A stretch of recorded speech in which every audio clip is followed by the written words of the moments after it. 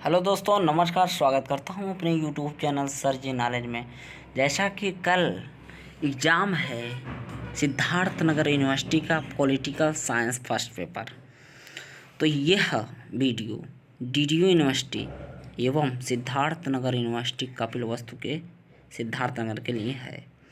तो BA second year वाले चौकन्ना हो जाएं और इसमें ऑल इम्पोर्टेंट वीडियो चुनिंदा जितने भी 18 चैप्टर्स हैं इसमें उनसे लिया गया है। बहुत मेहनत से वीडियो बनी है, तो वीडियो ज़रूर देखिए। आशा करता हूँ इसमें से बहुत से क्वेश्चन लड़ सकते हैं आपके एग्ज़ाम में, जो कि कल एग्ज़ाम है। तो वीडियो को लास्ट तक ज़रूर देखें। तो पॉलिटिकल साइंस का फर्स्ट पेपर एमसीक्यू टाइप होता है, तो एमसीक्यू टाइप ही लेकर आया हूँ आप लोगों के बीच, जो कि बहुत बार आ चुके हैं प्रश्न। मोस्ट इम्पोर्टेंट क्वेश्चन है।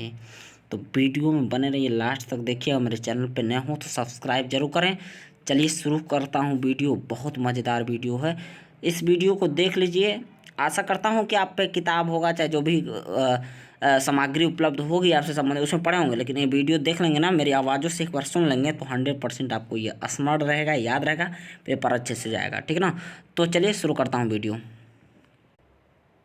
तो भैया आपके लिए चुनिंदा क्वेश्चन आ गए हैं। क्वेश्चन है कि अर्थशास्त्र किसकी रचना है। तो 4 ऑप्शन दिया रहेगा, जिसमें से आपको एक सेलेक्ट करना होगा। तो अर्थशास्त्र किसकी रचना है, तो कौटिल्य की रचना है। कौटिल्य का, जिसे चाणक्य भी कहा जाता है, तो कौटिल्य का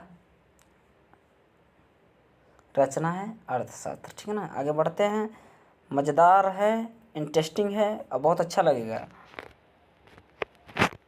नेक्स्ट क्वेश्चन पे आ गए हैं। देखिए सारे 18 चैप्टर हैं, आप में 18 चैप्टरों से जितने भी इम्पोर्टेंट क्वेश्चन बनते हैं और बहुत बार पूछे गए, उन्हीं को मैं लेकर आया हूँ। मेहनत लगी इस वीडियो को बनाने में, तो आप भी मेरे चैनल को सब्सक्राइब करें, लाइक करें और ढेर सारा प्यार दें। ठीक है, कमेंट और शेयर जरूर करें।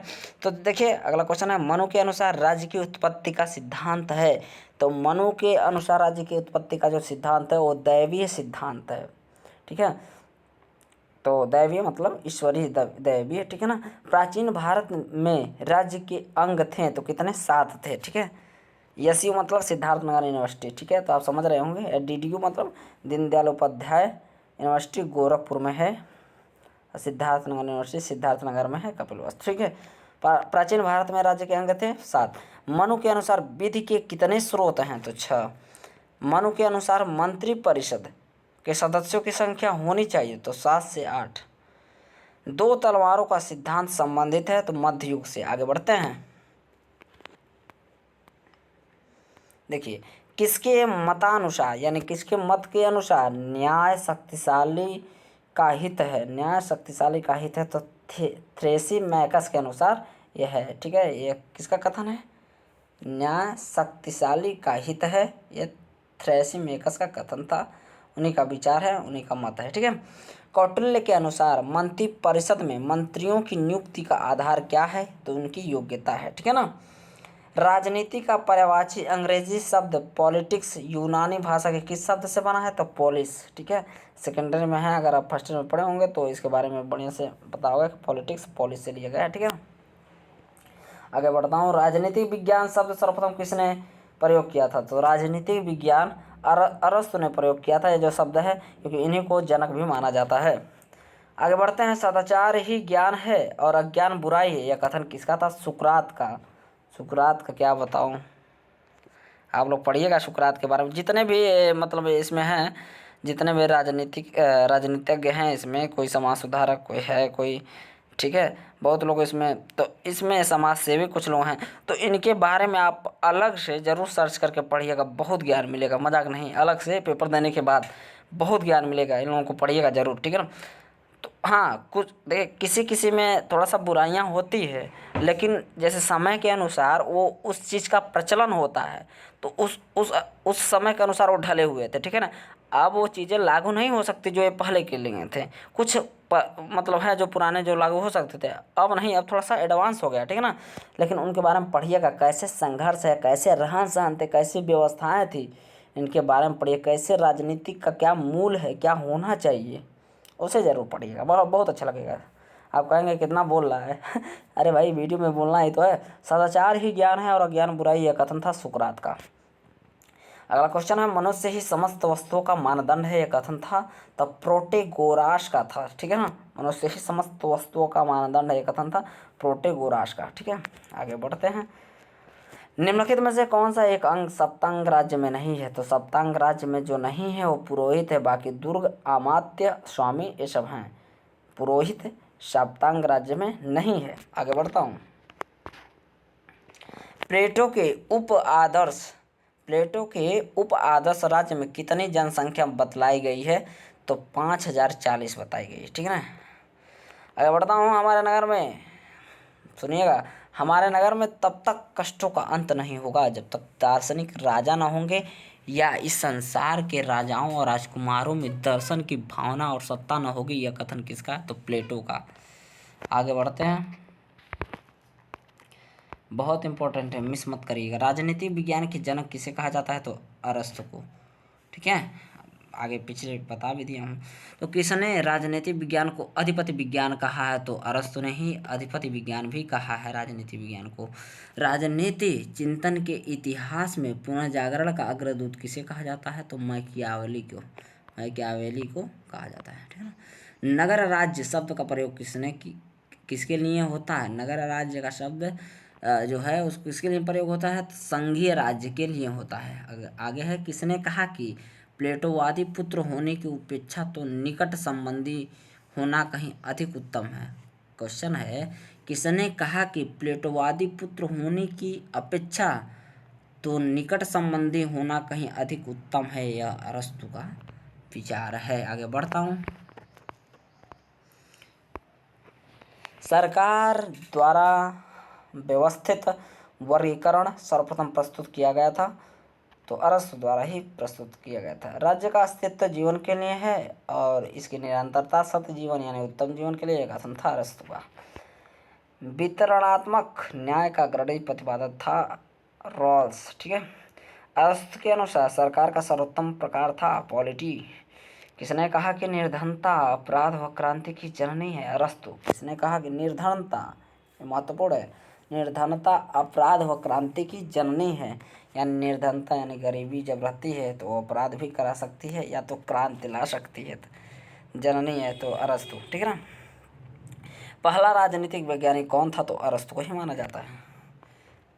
अगला है, निम्नलिखित में से कौन सी पुस्तक संत थॉमस एक्विनास द्वारा नहीं लिखी गई है? तो डार्क एज एक्विनास द्वारा नहीं लिखी गई थी। बाकी Summa Theologica, commentary on the politics of Aristotle ये लिखे हैं, द रूल ऑफ प्रिंसेस। संत थॉमस एक्विनास कृत विधि के वर्गीकरण के अंतर्गत निम्नलिखित में कौन सा विधि सम्मिलित नहीं है? तो सामान्य विधि सम्मिलित नहीं है। आगे है कि किसने कहा कि मैकियावेली अपने युग का श्रेष्ठ निचोड़ है? W.T. जोन्स। जिस राजनीतिक दार्शनिक ने सर्वप्रथम राजनीतिक शास्त्र में आधुनिक राज्य की अवधारणा को प्रस्तुत किया था वह था मैकियावेली। क्वेश्चन है कि जिस राजनीतिक दार्शनिक ने सर्वप्रथम राजनीतिक शास्त्र में आधुनिक राज्य की अवधारणा को प्रस्तुत किया वह था मैकियावेली। ठीक है, अगला क्वेश्चन है, किसने कहा था कि मैकियावेली अपने युग का शिशु था? डनिंग ने कहा था। इम्पोर्टेंट है। हिस्ट्री ऑफ फ्लोरेंस पुस्तक के लेखक कौन है? तो मैकियावेली। हिस्ट्री ऑफ फ्लोरेंस ये भी इम्पोर्टेंट है। हिस्ट्री ऑफ फ्लोरेंस के लेखक कौन है? तो मैकियावेली। ये सब क्वेश्चन उठाते हैं, ऐसे ही क्वेश्चन। ठीक है, मैकियावेली को प्रथम आधुनिक राजनीतिक विचारक क्यों माना जाता है? देखिए, मैकियावेली को प्रथम आधुनिक राजनीतिक विचारक क्यों माना जाता है?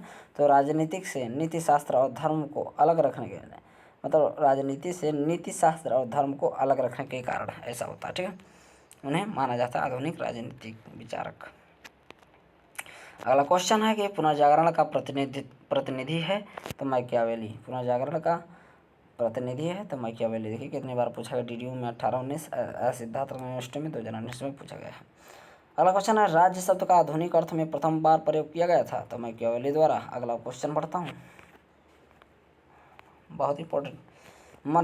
मर्सिलिया ऑफ पेडुआ प्रभावित था अरस्तु से। और उसके बाद देखिए, पेडुआ के मार्सिलियो लिखित प्रमुख ग्रंथ का नाम क्या है? तो वो है डिफेंसर पेसिस। जन प्रभुसत्ता के विचार का समर्थन किसने किया था? डिफेंसर पेसिस ने। डिफेंसर पेसिस पुस्तक के लेखक कौन है? तो मार्सिलियो ऑफ पेडुआ। ये बहुत इंपॉर्टेंट है कि डिफेंसर पेसिस के लेखक कौन है? तो मार्सिलियो ऑफ पेडुआ। पेडुआ भी याद कर सकते हैं केवल आप।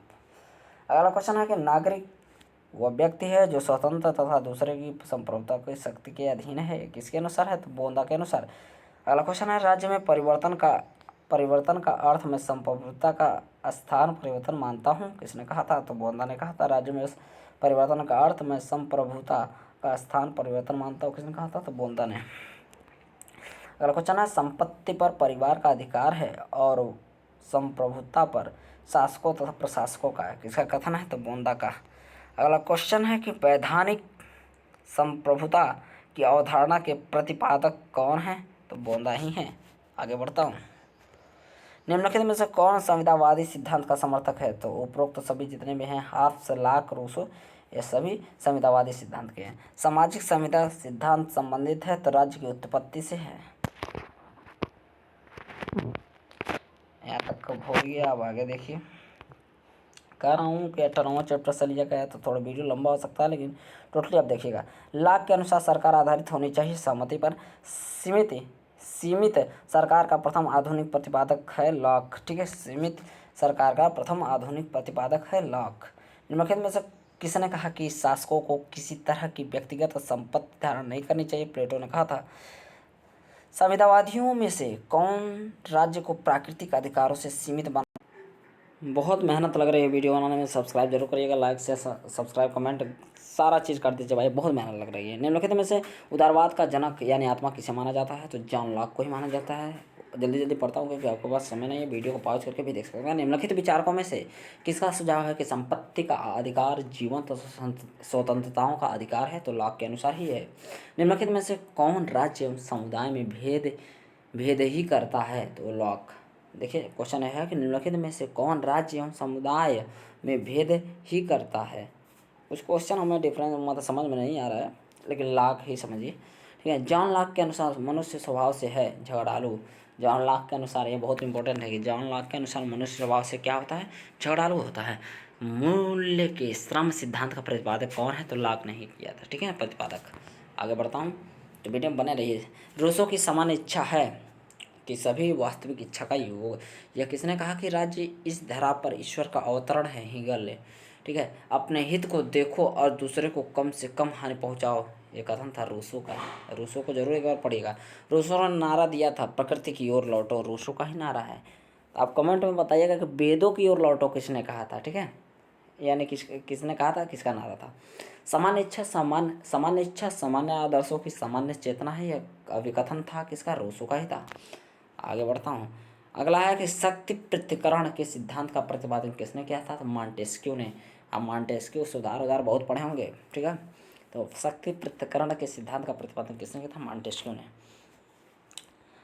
क्वेश्चन है अगला कि सुख की मात्रा समान होने पर पुष्पिन और कविता का रसास्वादन दोनों एक ही कोटि के आनंद हैं, यह कथन था वेंथम का।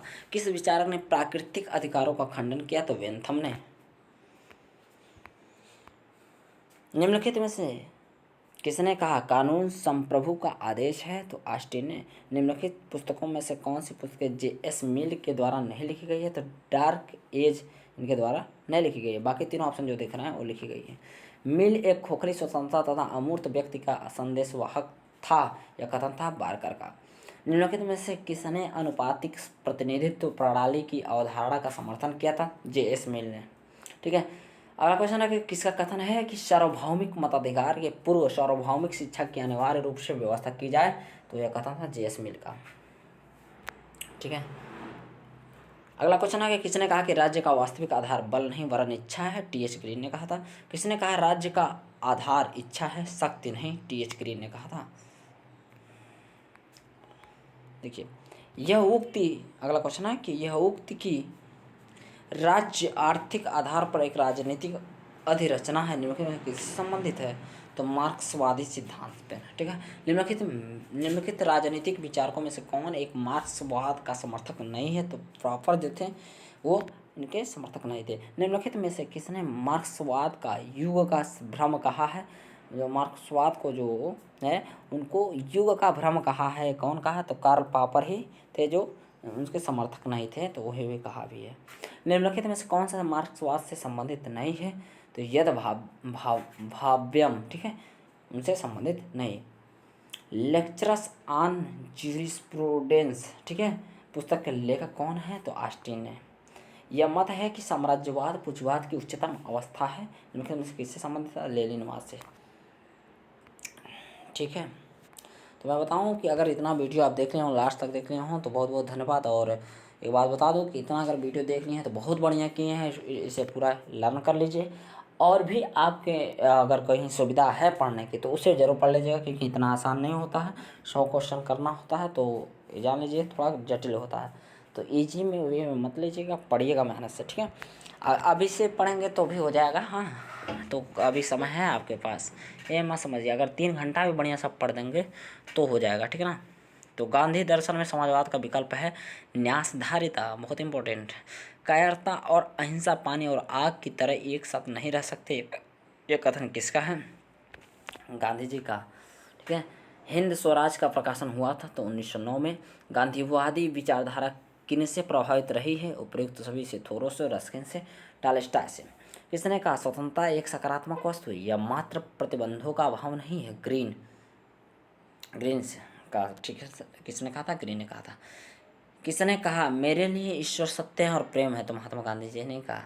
तो वीडियो देखने के लिए बहुत बहुत धन्यवाद। मिलते हैं नेक्स्ट वीडियो में, और दुआ करते हैं, बेस्ट ऑफ लक कहते हैं कि आपका पेपर अच्छा जाए। साथ में आप हमें भी दुआ कर दीजिए, आशीर्वाद दीजिए कि हम ग्रो करें, ठीक है। तब तक के लिए बाय बाय, मिलते हैं नेक्स्ट वीडियो।